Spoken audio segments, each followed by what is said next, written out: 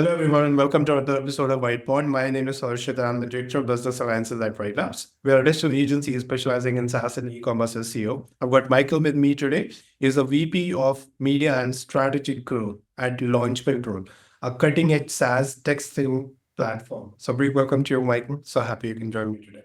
Yeah, thank you for having me. I appreciate it.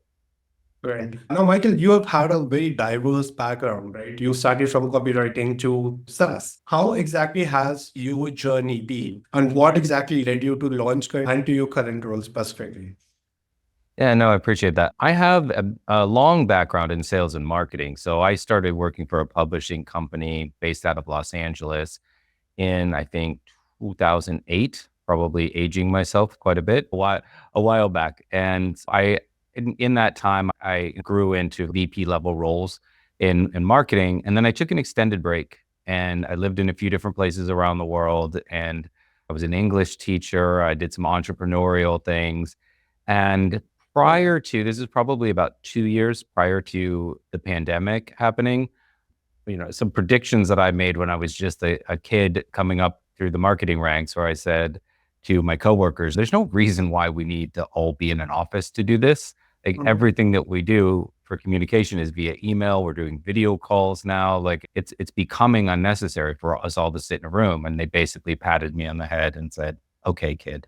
But it ended up a couple of years before the pandemic, the opportunities for remote work really started opening up. And so I saw an opportunity to lean on my marketing and sales experience to be able to do a work for US based companies, but to be able to live where I wanted to live.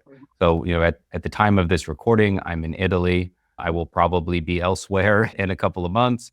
And so it's given me the ability to really utilize my skill set, but from wherever it is that I want to be, which is nice.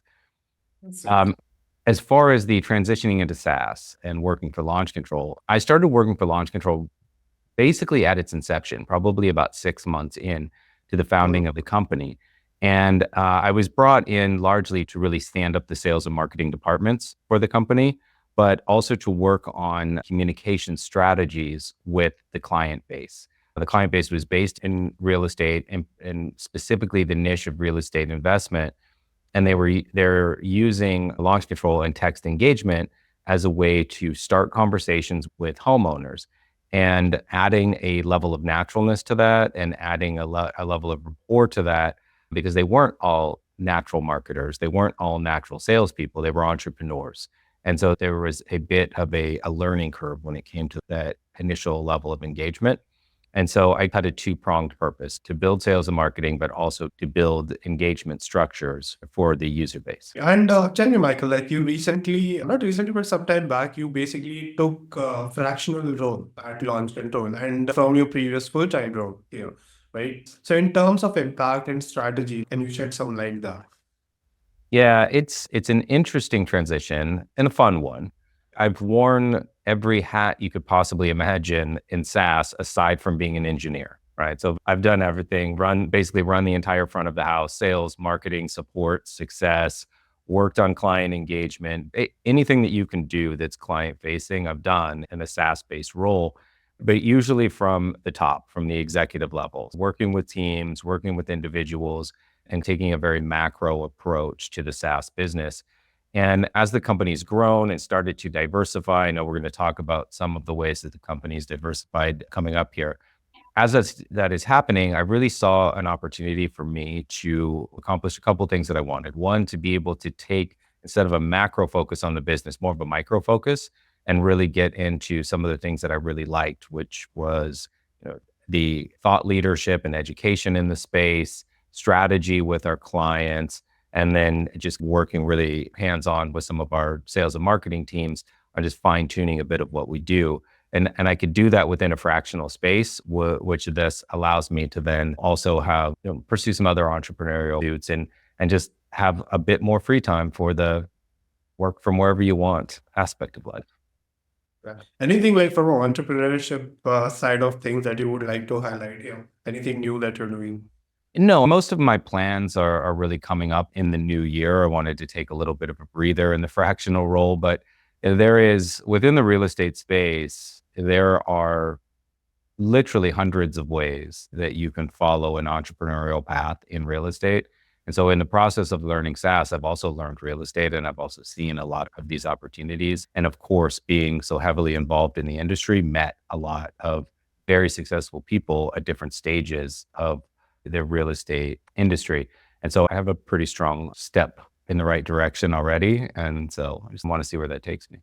Okay. Can you help me define the target for launch control? What specific geographies are you targeting? You mentioned real estate, but any specific segment within that broad category that you cater to? Yeah, the core subscriber base currently is real estate investors. And what I mean by that, for those that are not really familiar with the real estate industry, there's the known side of real estate, which is the real estate brokers, right? The person that shows your house and helps you sell your house. Yeah. But beneath that, and less publicized, less kind of public facing, there are real estate investors. So these are people that are buying single family homes, that are doing like fix and flips for single family homes, people that are buying commercial real estate space and then developing it or renting it out. So if you think down to the landlord developer level, that's the niche that we serve, is down in the landlord developer level of real estate. And that can take a lot of different forms. That can be single family homes, that can be land acquisition, that can be commercial real estate acquisition, in anything that falls into that kind of bucket of real estate investment and its many shapes and forms. That's our core audience currently. But the usefulness of text as an engagement tool is really, it's a pan industry tool. So it's just a question of recognizing how text engagement can fit your particular business and can help accelerate your particular business. And that's one of the things that, we're focusing on moving forward, is just of helping to open people's eyes to the opportunities to implement text engagement in their business. Gotcha. And in terms of geography, like what specific countries are you targeting? We're specific to the United States right now. And the reason for that is just telecom not complications, but the telecom industry in the United States is our starting point. And then the rules and systems in Latin America, Europe, Asia are quite a bit different, right? So we haven't expanded internationally yet. It's on the roadmap, but for now, we're continental US. Gotcha. All right. Now, because launch control has been like a key player in for your real estate investment industry, especially through your text marketing, SMS marketing, right? So, how has digital marketing and communication in this specific niche evolved over the last couple of years? And where do you see this going? Yeah, that's a great question. There has been depending on where you're sitting, either a slow maturation process or a rather quick maturation process. But when I started in this industry, probably almost 6 years ago at this point, the real estate industry itself was very regional. So if you were, like I mentioned, the brokers, if you were going to sell your house, you talk to family, you talk to friends, you wrote down the number on the bus stop, the guy that had a billboard on the bus stop, you wrote down the number, you called that person, right? So it was very regional in that sense. And then if you go down again, like I said, to the landlord fix and flipper level of real estate, again, very regional, very phone call focused, and text was really impactful. It worked very well. But you didn't have that sense of a larger kind of corporate marketing where you were really working on lead funnels and getting people to come to your website, data capture, and then utilizing that data capture to convert. That didn't really exist in the real estate space. And we are seeing more and more of that happening, where there's just a maturation towards more advanced marketing happening in the real estate space. And what that's doing, in my opinion, is it's taking, not because previously it wasn't just the real estate professionals that had a regional focus, the homeowners did as well, or the property owners in whatever space they own, property, land, commercial, et cetera. They also thought regionally. But as the marketing matures, I think that the seller base is also going to think much more nationally in terms of solutions, right? Like they don't have to sell to the person that has a real estate shop in the mini mall down the street. They will have portals available for them to sell. They will have even as simple as leveraging social media, the ability to do the self-research and the ability to utilize platforms and tools to manage their own sale or manage their own properties in a way that they weren't previously able to do. So you'll see a kind of consistent adjustment from both buyer and seller as that maturation process continues. Gotcha. Yeah. Right. Now, text engagement plays a big role in real estate investment. So, can you dive into how your SMS marketing has disrupted basically the traditional methods of lead gen as well as customer engagement in the space? Yeah, absolutely. As I said, it's always been a bit of a regional business. And in lieu of, or despite the maturation process that we're seeing, it still is largely regional and it still is focused on outbound communication because the sellers are not yet aware of all of their opportunities. They're not going and filling out forms often or as often as they could. And because they are not aware of solutions often outside of the MLS, which is like where you would list your house if you wanted to sell your house, right? That for the majority of the population, that is real estate, the end all and be all of real estate. And they don't know that there's this subsection beneath where they can have a bit more control and they can sell directly to an investor. And so there is a necessity to build awareness about that level to the sellers. And that requires kind of outbound outreach, and it requires outbound education to get people aware so that you can really get them into a true kind of conversion cycle. So what it made it able to do is quite literally from people driving around looking for opportunities and then calling people to being able to reach out to people, find out if they had any interest in learning more about alternative solutions. And then, for those that said yes, or those that expressed interest, being able to bring them on as prospects and potentially convert them into clients from there. Gotcha. Now, please help me explain, like, how do media partnerships and platforms like you run your podcast as well contribute to launch controls thought leadership in the niche, and how does it help basically drive more brand awareness and engagement? Sure. When we talked about a little bit about the kind of maturation process of marketing, right? And for anybody that has a history in sales and marketing, the tenants, and a simple example would be email. And so if you're going to do an email drip campaign, the marketing stages that they're going to go through, awareness to consideration to unit, all of that, and how that fits into the larger picture. Now, if you're somebody that's a 21-year-old entrepreneur who never went through the corporate structure and never learned the sales and marketing side of things, all of that is an unknown, right? So you bring that person, that entrepreneur who's always had that entrepreneurial spirit, and you bring them onto the platform, they don't have that pre-education to lean on. So they need it, right? They need that education so they know how to use an engagement tool in a way that is actually going to create a positive experience for the recipient and a positive outcome for their business. So the podcast and we do webinars usually about 3 or 4 a month. And they're always a mixture of either real estate based education, because a lot of our subscribers are coming in and they're new to real estate and they need to learn the business itself.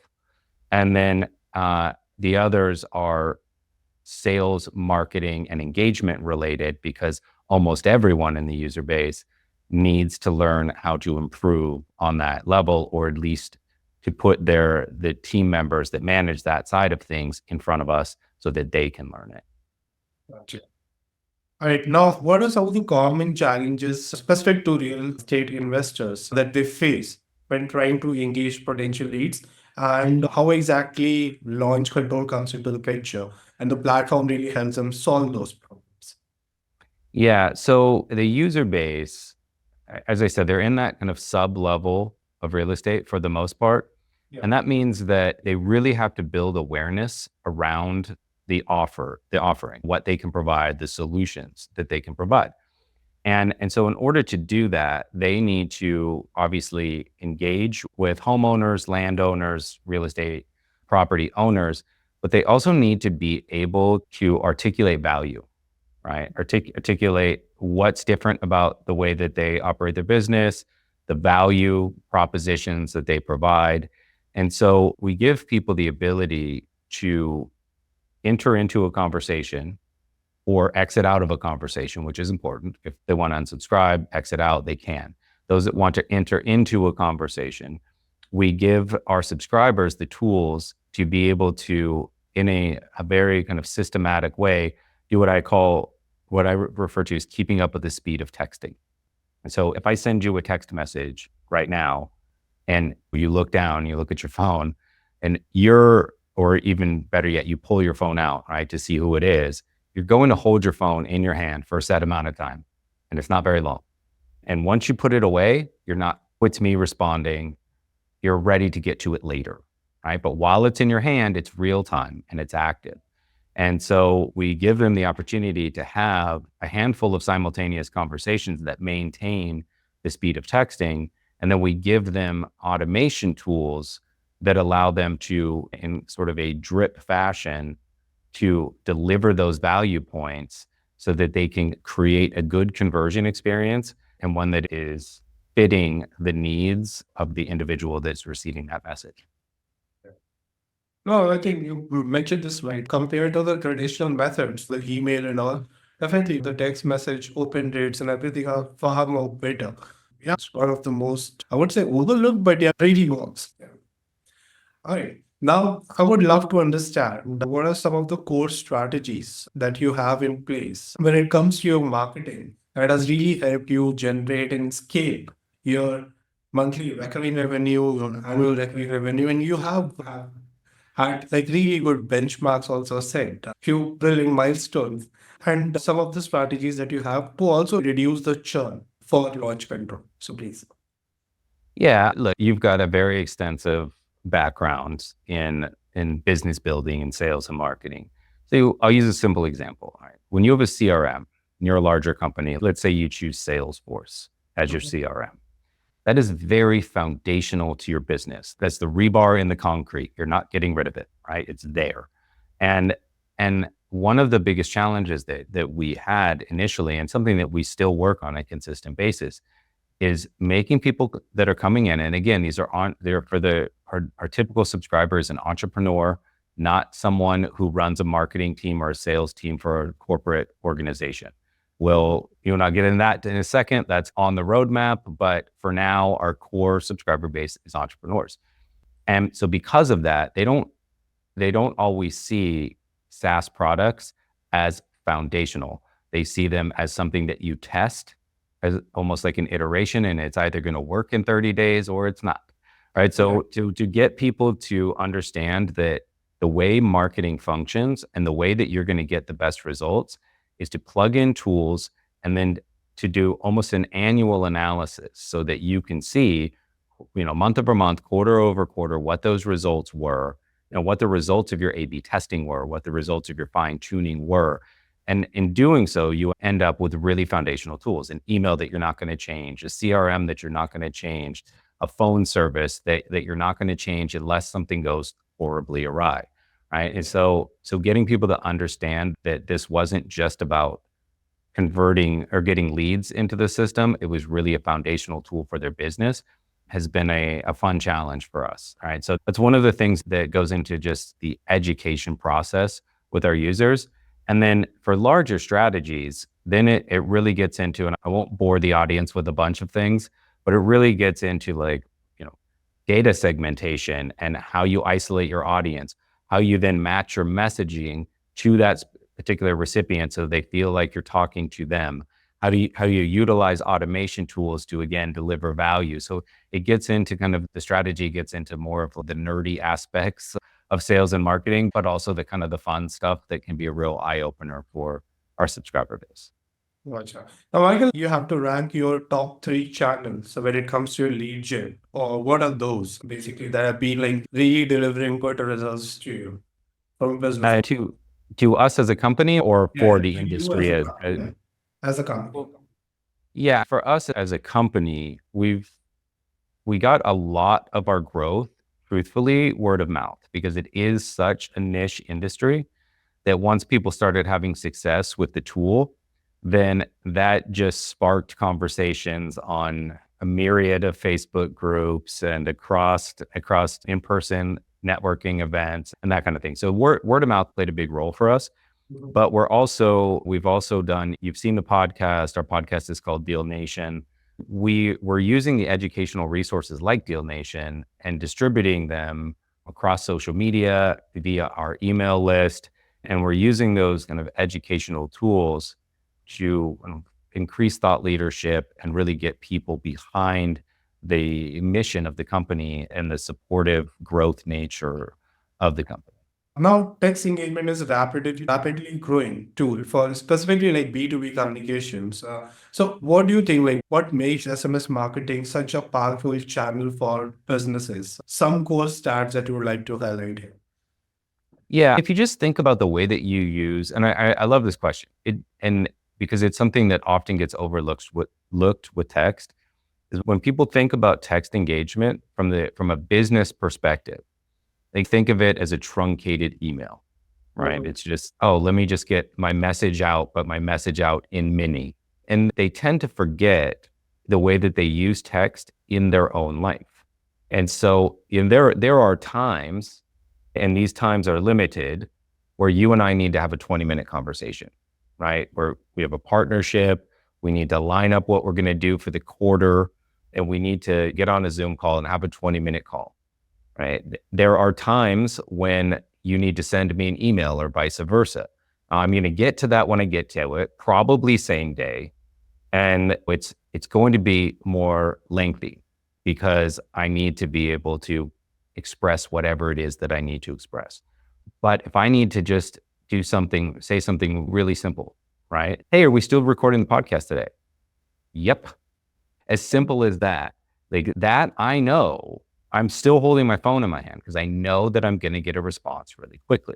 So the ability to have really natural conversations, or even if it is pre-scripted in a way, even if it is pre-automated, to give that kind of that perception of almost a personality to brands, a humanization of brands, and think about it in that way of what can I take from my marketing that I want to just be those kind of real-time quick hits of information, even if it doesn't require a response. But I know that at a 98% read rate, which is what text has, that it's going to be digested, right? And so when you start thinking about it in that way, of all the ways that businesses could implement by the way, oh, we forgot, did you know? And those little tidbits of information, those can all be sprinkled through a text engagement process.